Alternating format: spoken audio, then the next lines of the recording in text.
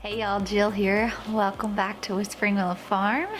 Now that we have our warm hot coffee, let's grab some seeds, head to the table, and have a quick little chat.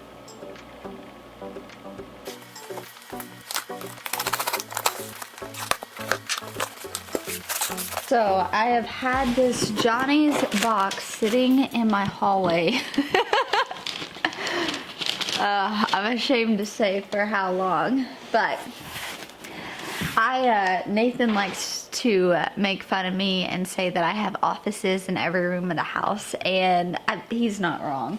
So here is where I have like my seeds and stuff, and I'm going to talk through that in a second. And I made these little post-it notes on here, and we're going to talk through that in a second too. But I have some other seeds in here that I need. So recycle that. So we have some horticulture netting.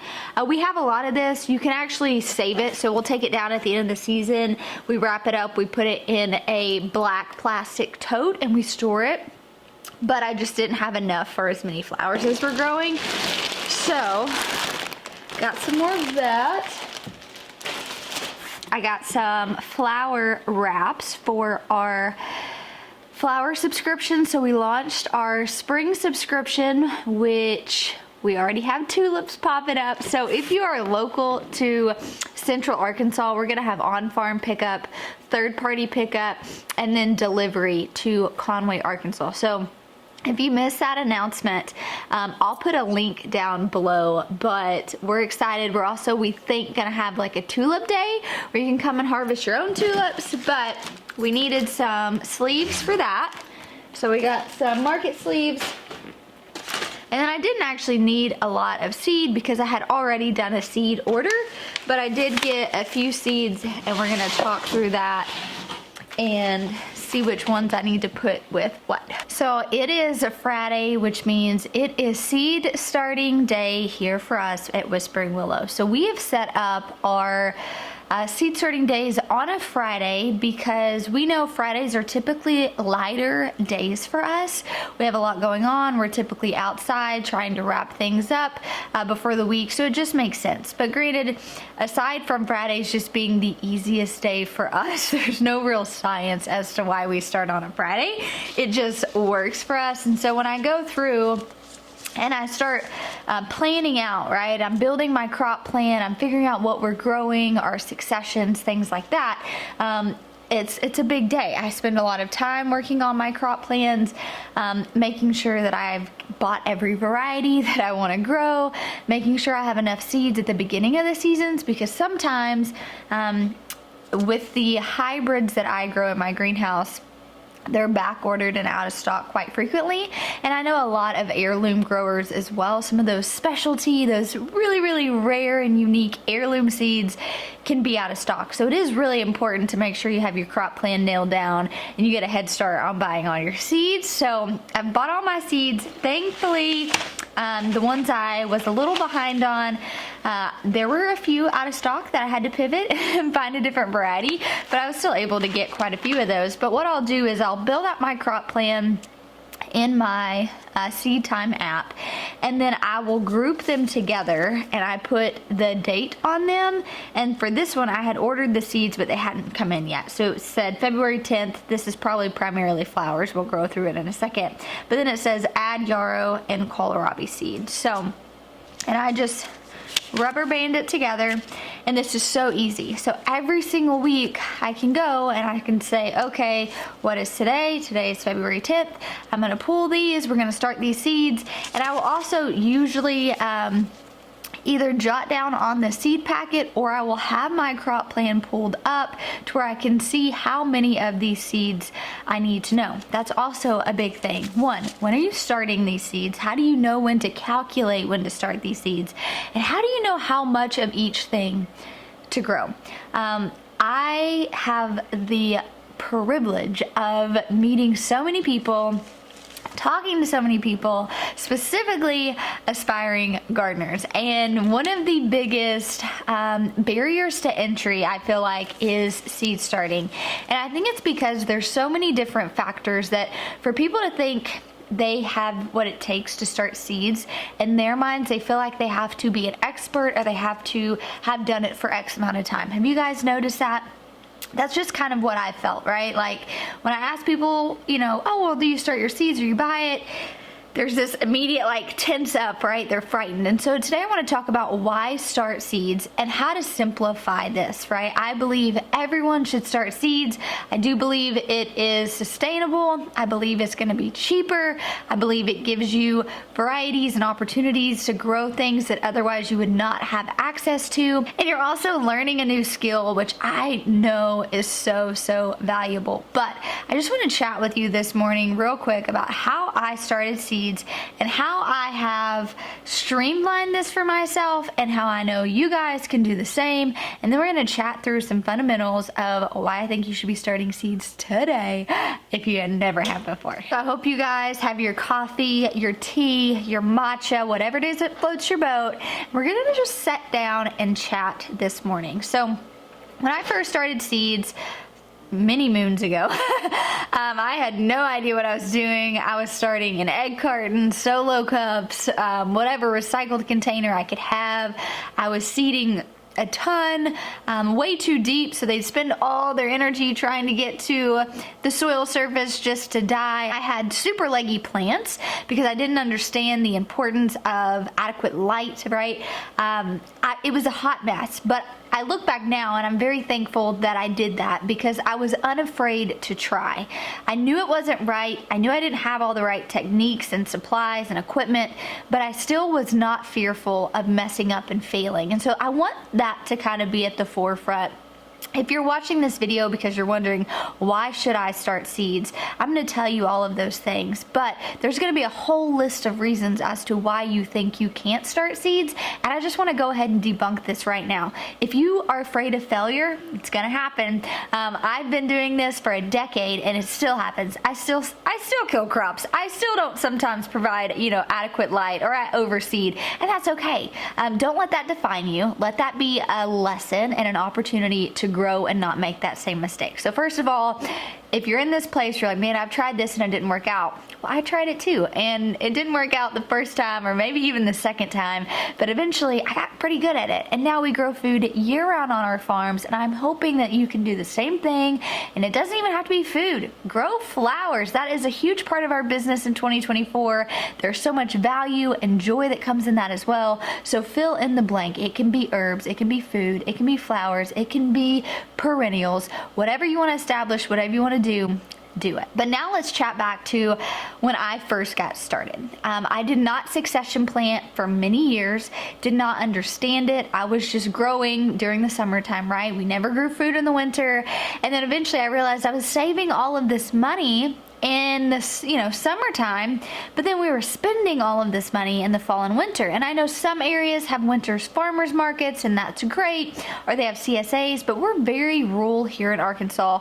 And at the time, we did not have those resources available to us. So I knew, wow, okay, I'm gonna have to figure something out. How do I start to grow food year round? And that really changed things for me. That's when I took that leap of faith and thought, man, I need to figure out how to grow food year round.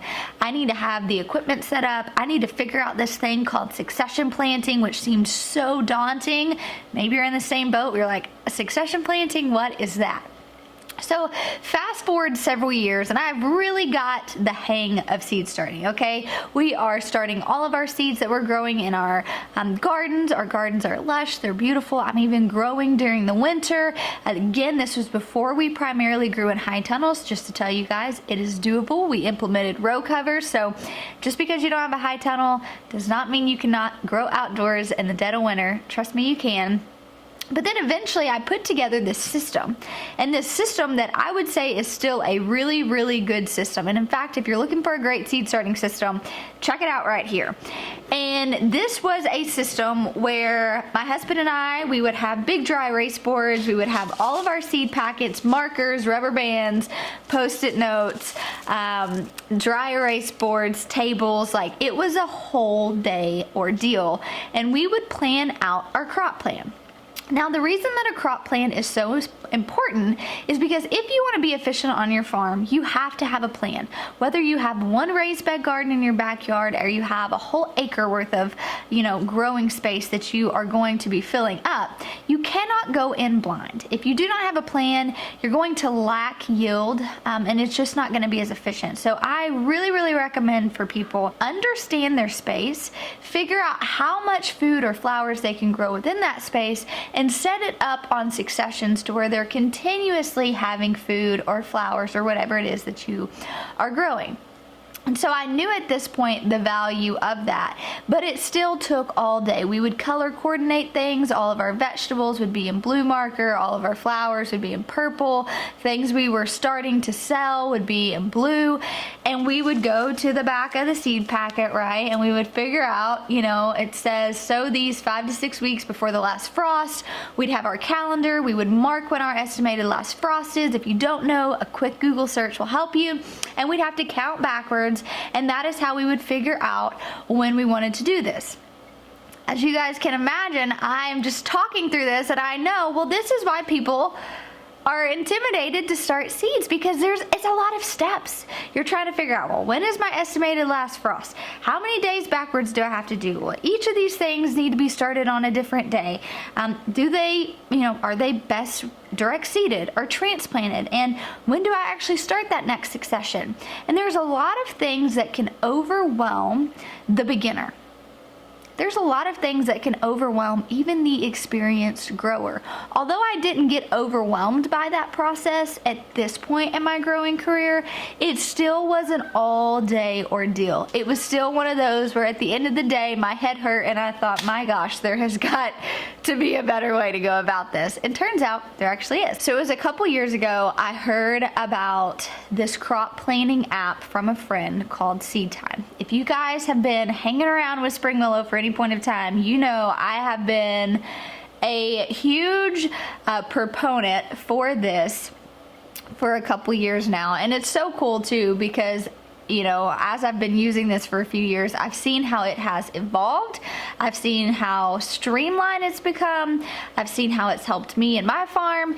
And I also have seen how it has helped so many beginners in that point of entry. And so what the Seed Time app is, before you click off of this, it's free, okay?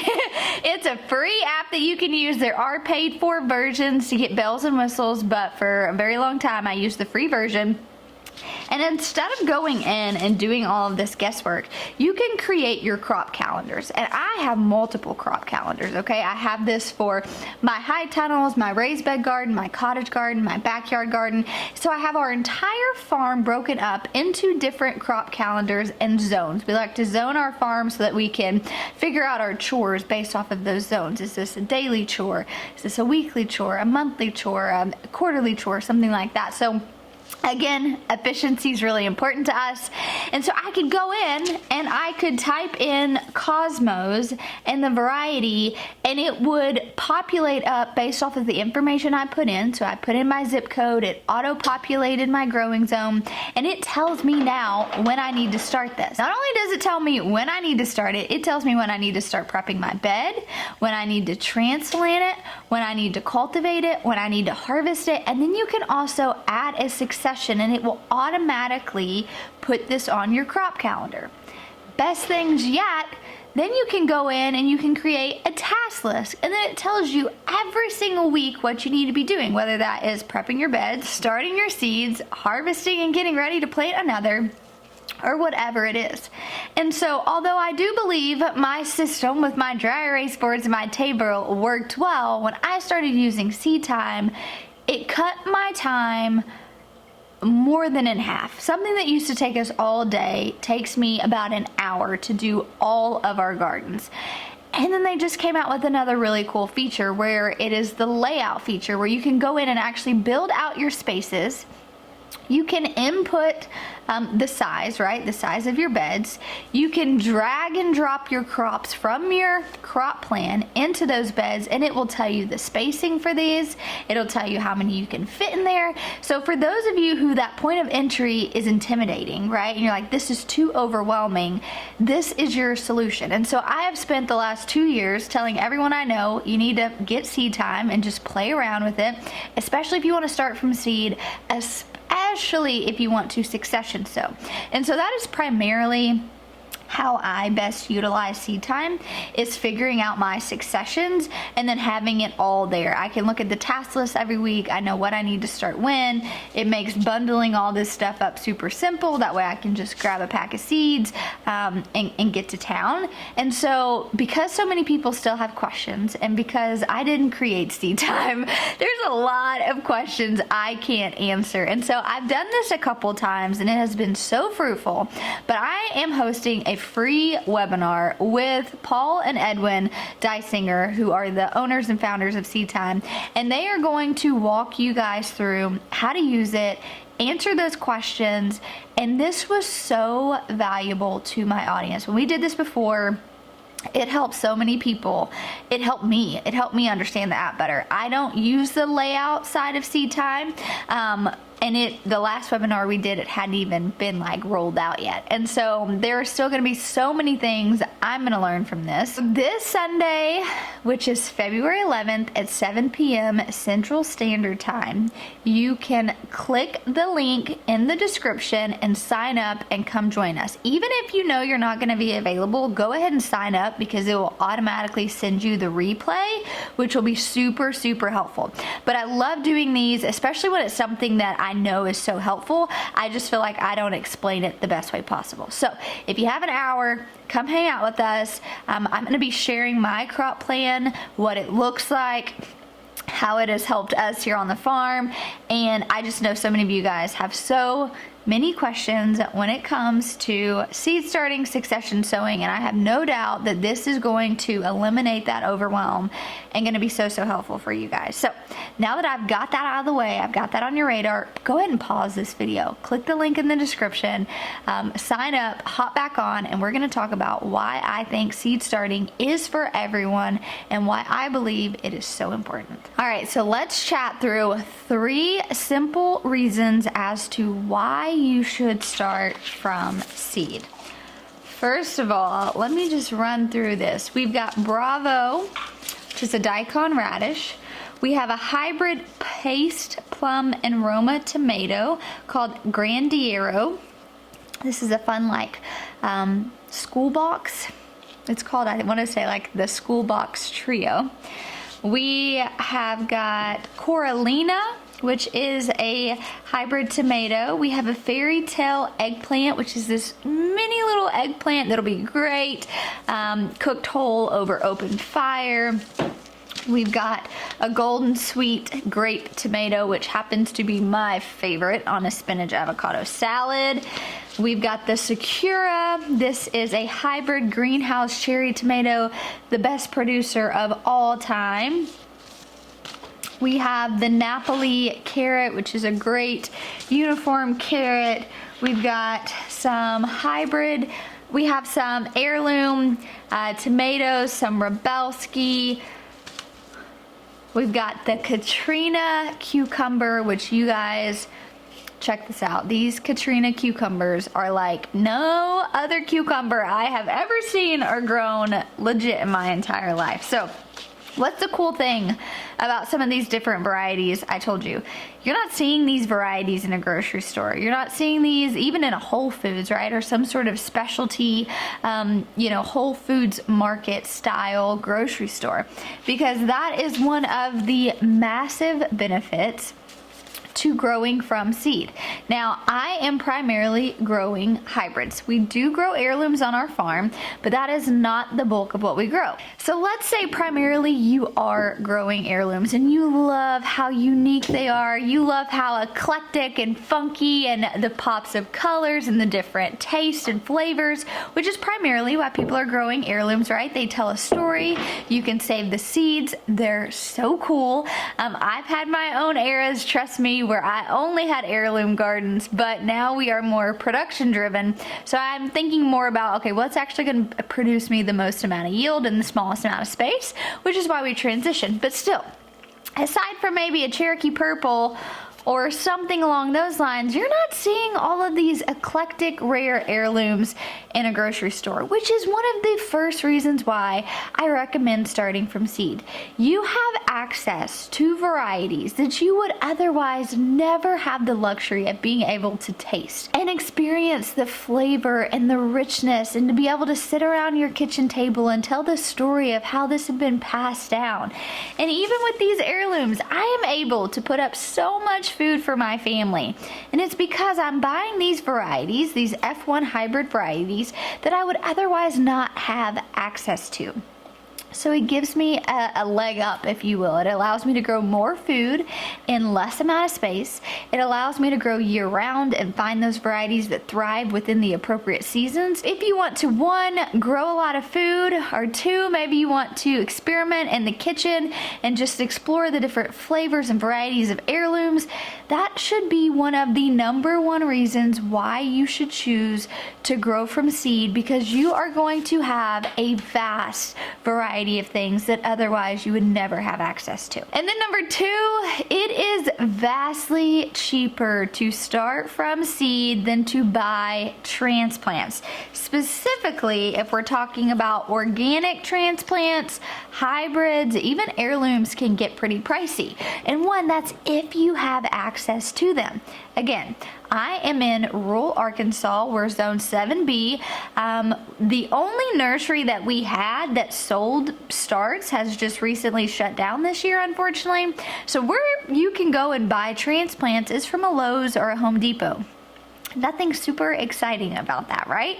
And so I couldn't even buy these if I wanted to. And the organic options where we live are very, very slim. Usually you have body plants, you have the same Green Magic broccoli, you've got the same, cabbage. There's just not a lot of variety. And so when you are able to buy from seed, even if you are buying certified organic, which we are, it's still cheaper for me to buy a pack of seeds, an entire pack of seed, than what I would pay for one transplant. You guys, that is huge. That is so huge. And once you have that initial investment of your seed starting supplies, which if you want to know my must-have seed starting supplies, you can check out that video up here. You invest in it one time, and aside from soil, you take care of those seed starting supplies and you have them year after year after year. I've been growing in the same trays I've had for several years, and they will last as long as you take care of them. So that would definitely be my top #2 reason, is that it is going to be so much cheaper for you to start from seed. And then again, that variety, we cannot forget how important it is to have selection and have variety.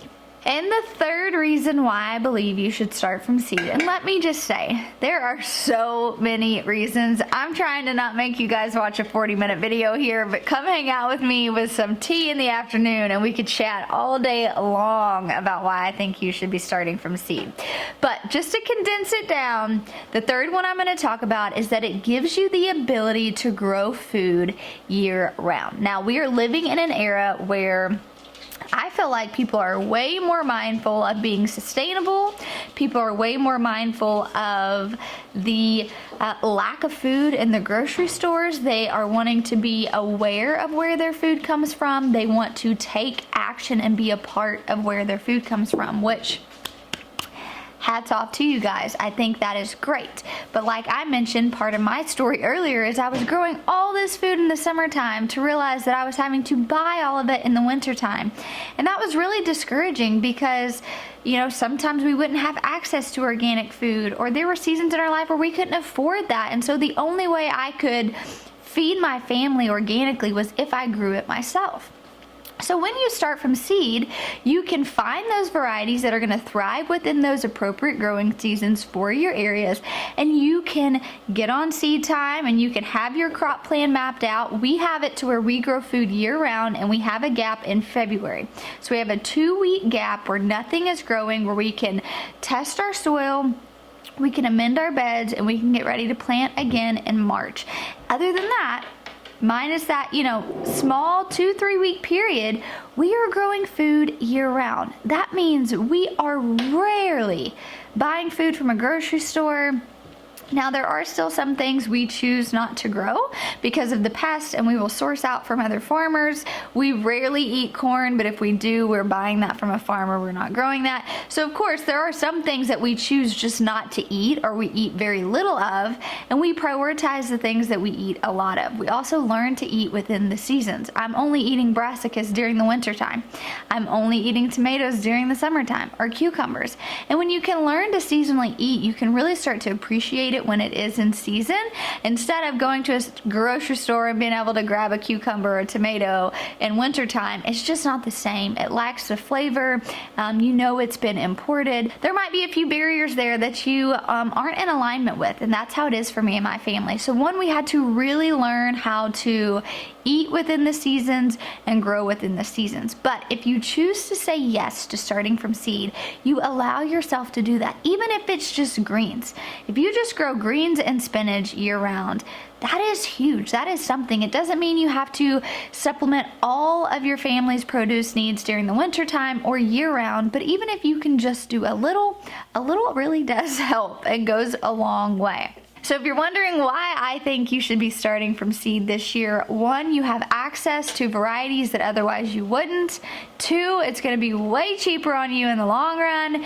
And three, it gives you the ability to grow food year round. So I've actually got to get busy now, heading out into the greenhouse, getting ready to start all of my seeds. But I hope you guys will join me for the free webinar I'm doing with Seed Time, helping you figure out how to build your own crop plan, how to maximize your space, how to take the stress and overwhelm out of figuring out what to start, when to transplant, when to harvest, and all of the things that encompass that. So the link to sign up is going to be down below. Go ahead and sign up even if you can't make it. It's going to be Sunday, February 11th at 7 p.m. Central Standard Time, because you will be able to watch the replay at your convenience. It'll get emailed out to you, and trust me, you guys, this really has saved me time, energy, and a headache at the end of the day. So I hope to see you guys on Sunday.